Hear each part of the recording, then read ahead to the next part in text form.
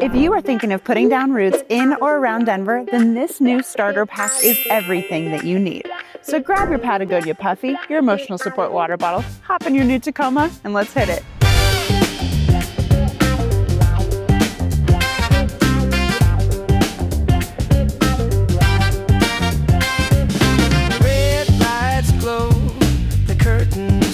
When you're looking to buy in Colorado, you really need to understand your monthly cost. You can't just look at a purchase price of a home and decide it's in your budget, because there's more to the equation than that.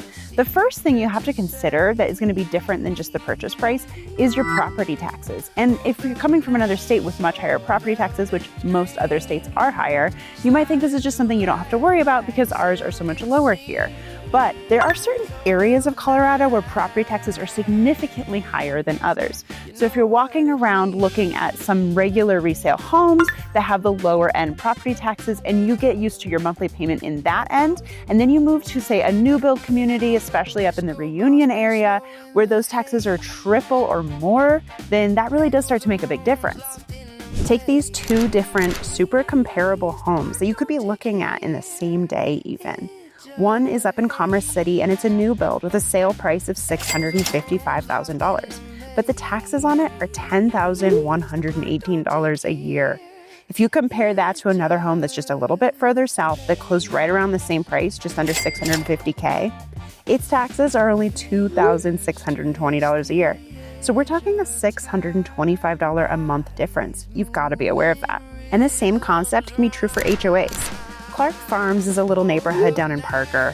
It's currently got an HOA of about $120 a month. It's a well-maintained community, but you could pop right over up into Stonegate and still have the same kind of beautiful, maintained feel for a whopping $16 a month. Now, I'm not saying don't buy the new build. I'm not saying don't buy in Clark Farms. I'm just saying when you're comparing two homes like this, you've really got to be factoring in those costs. That is what part of our job as real estate professionals is, to help guide you through. There's a lot of moving parts when you're buying a home, and this is a lot to worry about. So one thing that I do that's helpful for my buyers is if they are looking at this really diverse landscape of different HOAs, different taxes, maybe even different price points, I'll show up with my list of all of the homes that we're going to see that day and run through the monthly payment for each of them for them.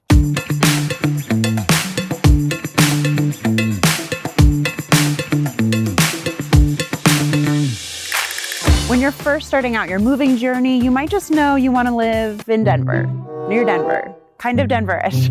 And that's something you're really going to work on honing down on. And one thing we can do to help you out with that is you can watch any of our channels. We've done deep dives on all kinds of neighborhoods all around and inside of Denver, and that is a great place to start. But then after you've kind of started to figure out kind of the area you're leaning towards, you're going to want to go visit, walk around the town. I always say go grab a coffee at the coffee shop, walk around the neighborhoods you're thinking of, really get that feel that you can't really replace with a video or just a conversation. But if it is conversation you're looking for, that's something we can definitely help you out with. Remember, we're full-time real estate agents, just part-time tour guides to all things Denver living. So any of those questions that you are wondering about, we've got you covered. Picking your non-negotiables is an absolutely crucial step in the beginning of your home buying process. Now, this should usually, though not always, be limited to things that you can never change or not change without a ton of money. So think, does your home back to a road? What kind of a neighborhood or area is it in? Is it one you want to be in for the long term? What about the layout? Will that work for the longevity of your family or yourself? Things that maybe you don't love that you can change pretty easily or at a low cost, like neon green walls or crazy carpets. Those are things that don't usually belong on your non-negotiable list. You will be a stronger buyer if you can learn to look past those things that you can change and focus on your core values in a home. And a tip, if your non-negotiables include a mountain view, just know real estate agents are notorious for finding any little sliver of a mountain view, maybe from the second floor bedroom, really hard to see, just kind of at the corner, and saying, oh, we got a mountain view, plastering that all over the marketing. So make sure you get your evidential in-person proof of that beautiful mountain view. Assembling a fantastic team, one that's really going to go to bat for you in the early stages of your buying process, is absolutely one of the most important things you can do. And I know what you think I'm going to say. I'm a real estate agent, so you'd be totally amiss if you don't pick me as the starter for this team. And that's not true. We all know you have another option, just one. Jake Friedel, my brother and business partner, is also a fantastic real estate agent here in Colorado.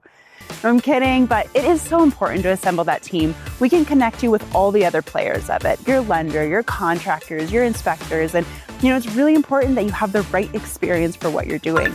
If you're thinking of doing a rural property, you need an agent that has experience in rural properties. I just had a closing a couple weeks ago where the only reason we closed on time is because I am familiar with rural properties.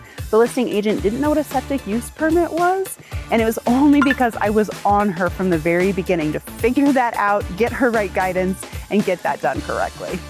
Or if you want to be right in the downtown area and you want to know about all of the changes that are coming in the next 3 years and how they impact you as a buyer or seller, this is something we're highly knowledgeable about, and we're happy to break it all down for you. In fact, we have a whole video all about those changes that is definitely worth a watch if you are considering moving to Denver.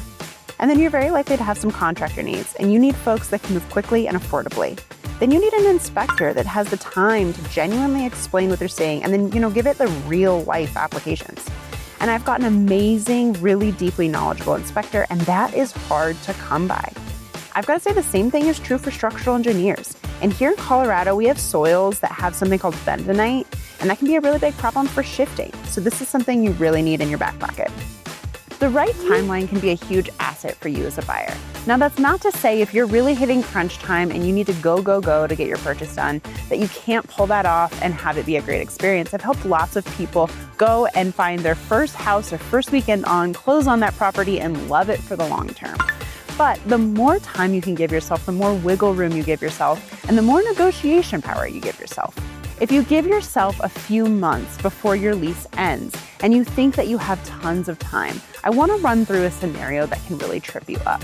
Say it takes you a little longer than you think to find your first place. That is one way that you can eat into that time. But say you find it right away, but then you go through the inspection process and a lot of things come up. The best position you could be in is to say, this isn't right for me, and have the time to walk away, go find your next place, and still be at ease. Or say your appraisal comes in low. You don't want to be in a cramped position, as this is something that happens further along in the process. Again, give yourself that ability to walk away if something's not right and start again. If you're starting your journey from afar, you really want to make sure you have someone on your side that is experienced in helping people from a distance. This is something we've done many times before, and we've even helped people buy properties sight unseen. Although, of course, we always recommend you get here and get the real feel in person. That's the best way to do it. We also can do 3D tours and really break down things for you in a way that makes it very easy to understand, even though you're not there. All of our information is in the description below, so be sure and reach out to us with whatever follow-up questions this video has brought up for you. And whether you want to be in the downtown area or one of the suburbs, we have video tours of all of that. So be sure to subscribe so you can be the first to get all of those updates. And we're excited to hear from you.